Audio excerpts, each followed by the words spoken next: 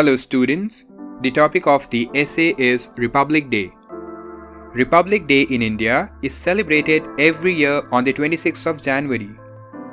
The Constitution of India came into effect on this day in 1950. Republic Day is a significant national festival of India.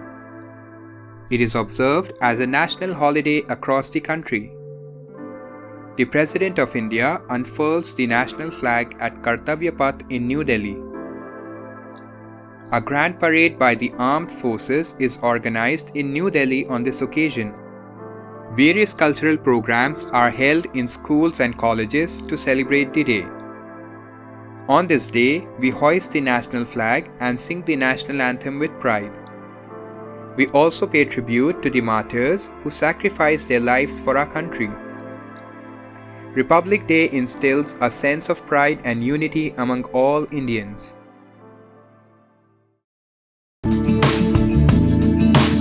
Don't forget to subscribe.